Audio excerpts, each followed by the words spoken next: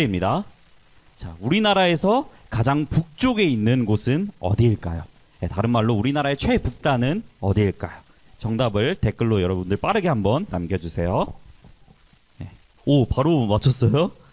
네, 차연이가 우리 백두산이라고. 예, 맞아요. 예, 오늘 퀴즈의 정답은 바로 백두산이었어요. 예, 금방 되게 맞춰줬네요. 예, 여러분, 우리나라에서 가장 북쪽에 있는 곳은 백두산이어서 사람들이 우리나라 전체 영토에 대해서 얘기할 때 흔히들 백두에서 한라까지라는 표현을 자주 사용하기도 해요. 그런데 여러분, 백두산에 대해서 여러분들이 떠올려 봤을 때 이미지가 어떻나요? 전사님 어렸을 때는 TV 채널 보다 보면은 새벽 1, 2시쯤에는 모든 프로그램이 다 끝나고 애국가가 나왔어요. 지금도 아마 똑같을 것 같은데 그 애국가에서 백두산 천지의 모습이 항상 이렇게 딱 나왔어요. 그래서 전사님은 백두산에 대해서 떠올려 봤을 때 항상 자연스럽게 애국심이 생기게 되더라고요. 또 요즘에 중국이 계속해서 백두산을 뭐 장백산이니 뭐 자기네 땅이라고 계속 우기고 있기 때문에 애국심을 가져야만 하기도 하고요. 여러분들은 어떤 생각이 드나요? 여러분들은 백두산을 봤을 때 어떤 이미지가 떠오를까요? 뭐 아마 대부분 긍정적인 이미지를 갖고 있을 거예요. 여러분들 뿐만이 아니라 대부분의 우리나라 국민들에게 백두산이라는 가장 북쪽에 있는 곳은 긍정적이면은 긍정적이었지 부정적인 이미지를 갖고 있는 경우는 거의 없을 것이에요. 그런데 이스라엘의 경우는 달라요, 여러분. 이스라엘도 가장 북쪽에 있는 넘겨주겠어요? 가장 북쪽에 있는 단이라는 곳이 있어요. 그래서 우리나라 영토를 한라에서 백두까지라고 부르는 것처럼 이스라엘의 영토를 브엘세바에서 단까지라고 흔히들 불러요. 하지만 이스라엘에서 가장 북쪽에 있는 이 단이라는 곳은 백두산과는 다르게 굉장히 부정적인 이미지를 갖고 있어요. 왜 그럴까요, 여러분? 왜냐하면 이 단이라는 지역이 거의 1000년 넘는 시간 동안 우상 숭배의 본거지였기 때문이에요. 하나님을 섬기지 않고 우상을 섬겼던 부끄러운 역사로 얼룩져 있는 곳이 바로 이 단이라는 곳이기 때문이에요. 자, 그렇다면 우리 말씀을 통하여서 단이라는 지역이 왜 이렇게 부끄러운 역사를 가질 수밖에 없게 됐는지 한번 같이 알아가 보도록 할까요? 네. 여러분, 이스라엘 민족은 야곱의 12아들의 이름으로 지파가 나누어진 민족이에요. 뭐 루벤부터 시작해서 베냐민까지 뭐 레위 지파, 무슨 지파 여러분들 다들 한 번쯤은 들어본 적 있을 거예요. 그래서 이스라엘 민족은 가나안 땅을 정복하고 난 뒤에 제비를 뽑아가지고 지파별로 땅을 이렇게 나누었어요. 하나님의 뜻에 따라가지고 자, 어디 지파는 여기서 살고 저기 지파는 여기서 살고 그렇게 땅을 분배했어요. 오늘 말씀 속에 나오는 단 지파도 당연히 그때 자기들의 땅을 분배받았지요. 그런데 단 지파가 뽑았던 그 땅은 하필이면은 이방 민족들과 가까이 있는 땅이었어요. 전쟁이 끊이지 않는 곳이었어요. 그래서 단 지파 사람들은 항상 이방 민족들이 쳐들어올 것을 걱정하면서 살아야 하는 그런 환경 속에서 그들은 살아가야만 했던 것이에요. 우리로 생각해 보면은 누구 지파는 뭐 저기 르우벤 지파는 저기 서울 근처에 좋은 땅 걸려가지고 평화롭게 풍족하게 잘 살고 있는데 우리 단 지파만 언제 적군이 쳐들어올지 모르는 저기 최전방 걸려가지고 항상 전쟁 걱정하면서 살아야 되는 그런 상황 속에 단 지파는 놓여져 있던 것이에요.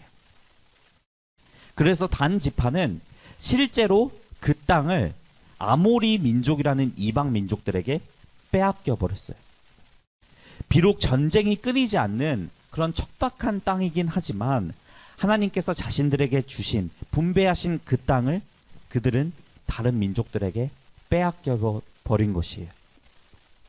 자, 그러면 상식적으로 빼앗긴 그 땅을 다시 찾아오는 것이 정상인데, 단 지파는 오늘 말씀 속에서 조금 다른 마음을 품게 돼요. 하나님께서 자기들에게 허락해 주신, 분배해 주신 그 땅을 되찾아오겠다는 생각을 하는 것이 아니라 라이스라는 다른 땅이 눈에 보이기 시작하면서 욕심이 생기기 시작한 거예요. 어차피 저 땅 뭐 하나님이 주신 거라고 하긴 하지만 차지해봤자 계속 전쟁만 해야 되고, 저 라이스라는 땅이 농사도 잘 되고 괜찮은 땅 같아 보인다. 그래, 야, 저 지역을 우리가 차지하면 좋겠다 라는 욕심이 그들의 마음 가운데 생기기 시작한 거예요. 하나님이 또 하나님이 허락하신 땅이 아닌 다른 땅에 대해서 눈독 들이기 시작한 거예요. 하나님의 생각이 아닌 자기의 생각대로 행동하는 것이 바로 이것이에요. 그래서 단 지파 사람들은 라이스 땅을 차지하기 위해서 전쟁을 준비해요. 그리고 전쟁을 일으키기에 앞서서 5명의 용사들을 보내어서 먼저 정찰을 보내요. 그리고 5명의 용사들은 그 땅을 이렇게 정찰하면서 살펴보다가 미가라는 사람의 집에 머물게 되고, 거기서 제사장 역할을 하고 있는 한 청년을 만나게 되는데, 여러분, 여기서 그 청년이 단 지파의 5 용사들에게 절대로 해서는 안 될 말을 해요. 다 같이 오늘 말씀 사사기 18장 6절 말씀을 한번 다 같이 읽어볼까요? 쉬운 성경 버전으로 한번 읽어보도록 할게요. 시작. 제사장이 그들에게 대답했습니다. 평안히 가시오. 당신들이 가는 길에 여호와께서 함께하고 있습니다. 여러분, 하나님께서 단 지파가 라이스 땅을 차지하는 것을 허락하셨나요? 아니에요. 그들은 자기들의 욕심으로 인해서 하나님이 허락하신 땅이 아닌 다른 땅을 빼앗으려고 하는 상황이에요. 그런데 이 제사장 역할을 하고 있는 청년이 단 지파 사람들에게, 야, 괜찮다고, 여호와께서 너희와 함께 하실 거니까, 하나님께서 너희와 분명히 함께 하실 거니까 그 땅을 차지하라고 하나님의 이름을 팔아먹으면서까지 그렇게 말한 것이에요. 그리고 용사들이 직접 라이스 땅을 이리저리 정찰해 보니까 정말로 그 땅이 하나님이 자기들에게 허락해 주신 땅 같아 보이는 거예요.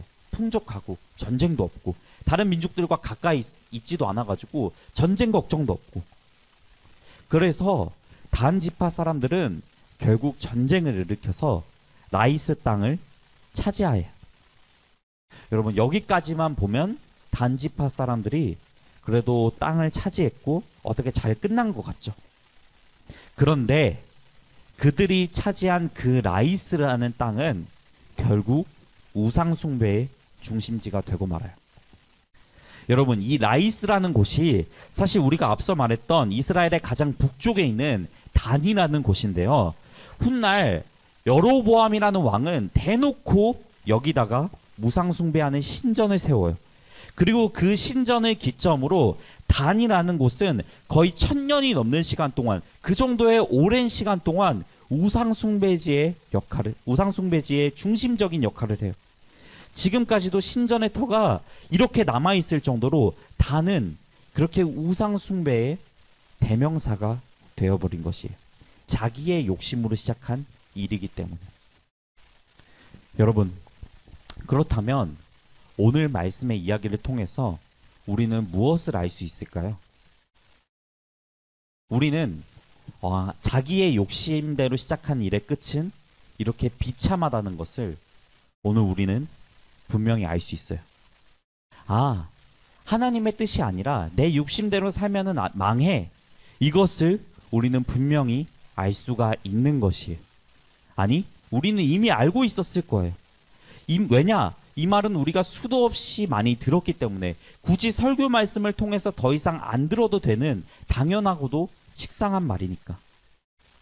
그런데 여러분, 이 식상하고도 당연한 말을 우리는 잘 지키고 있다고 착각하며 사는 경우가 많아요. 우리의 욕심이라는 것은 정말로 무서운 것이어서 우리가 당연히 지켜야 하는 것조차도 지키지 못하게 만들 뿐만이 아니라 오히려 잘 지키고 있다고 착각하게 만들어요. 하나님의 이름을 팔아먹으면서까지 내가 하는 일이 맞다고, 내가 옳다고 생각하게 만드는 것이 바로 욕심인 것이. 여러분, 옛날 유럽에서 있었던 일을 한번 살펴볼까요? 옛날 유럽 사람들도 자기들의 욕심으로 인해서 십자군 전쟁을 벌였어요. 넓은 땅을 차지하고 싶은 욕심이 있었고, 장사를 해서 돈을 더 많이 벌고자 하는 욕심이 사람들 마음 가운데 있었어요. 이런 마음으로 전쟁을 벌여서는 안 되는 거지요. 우리 모두 다 알고 있잖아요. 하지만 이 욕심은 사람들의 생각을 속였어요. 이 전쟁은 하나님이 원하시는 전쟁이라고. 내 욕심 때문에 이 전쟁을 하는 것이 아니라 예루살렘이라는 기독교의 성지를 이슬람교를 믿는 사람들로부터 다시 되찾아오기 위해서 벌이는 전쟁이라고. 그렇게 하나님을 위한 전쟁이라고 그들은 자기 자신을 속이면서까지 이 전쟁을 한 것이에요. 그래서 십자군이라는 군대를 예루살렘에 보내요. 물론 맨 처음에는 십자군이 이슬람군을 무찌르고 예루살렘 땅을 되찾아왔어요. 성공한 것처럼 보였어요. 하지만 이슬람 군대들에게 다시 그 땅을 빼앗기게 되고 계속해서 군대를 다시 보내게 되었지만 예루살렘을 맨 처음 말고는 그때 이후로 단 한 번도 찾아오지 못했어요. 그것뿐만이 아니에요.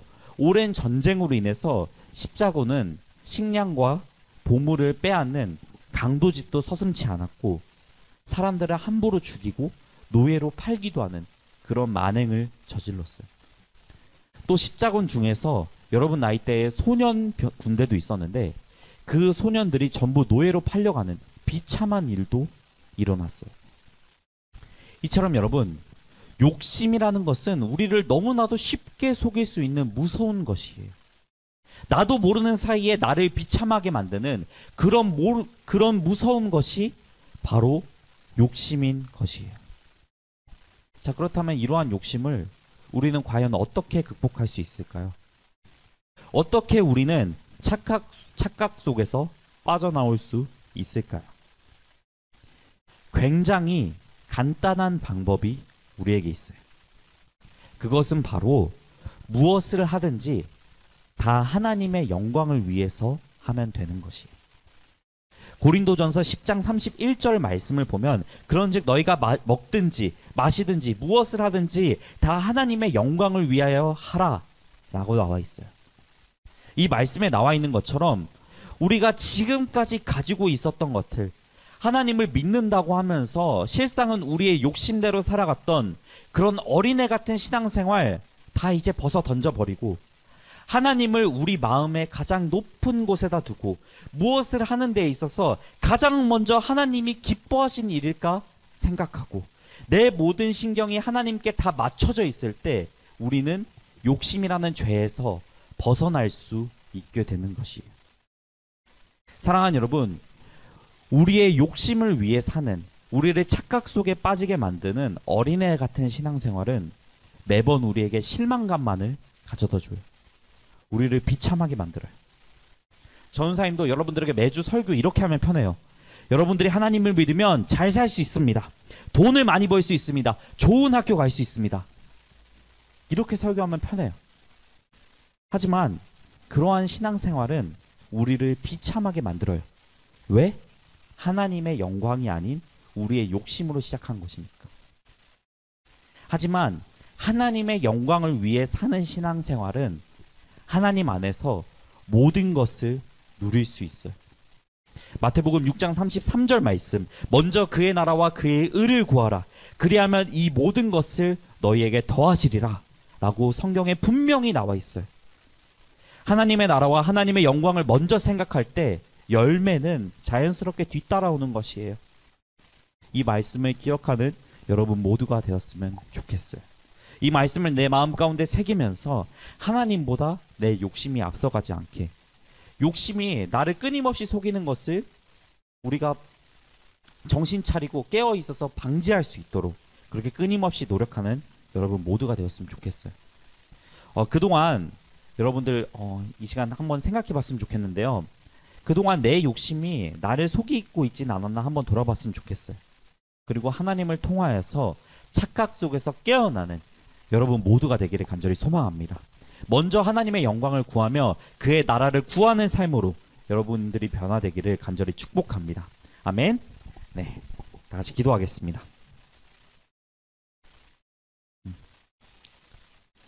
네, 하나님, 오늘 이 시간 말씀을 통해서 우리 자신을 비추어 봅니다. 내 욕심대로 살지 않아야 한다는 것을 우리는 그동안 설교 말씀을 통해서 수도 없이 들었습니다. 그렇게 당연하게 지켜야 하는 것을 어쩌면 우리는 당연하게도 지키지 않았을지도 모릅니다. 내 자신까지도 속이고 하나님마저도 가볍게 여기면서 착각 속에서 사는 경우가 많았습니다. 하지만 하나님, 그것은 비참한 삶입니다. 죄입니다. 그렇게 이제부터 우리 모두는 욕심에서 벗어나 하나님의 영광만을 위하여 살겠습니다. 하나님, 우리를 불쌍히 여겨주시고 먼저 그의 나라와 그의 의를 구하는 삶으로 우리를 변화시켜 주세요. 감사를 드리며 살아계신 예수 그리스도 이름으로 기도하였습니다. 아멘.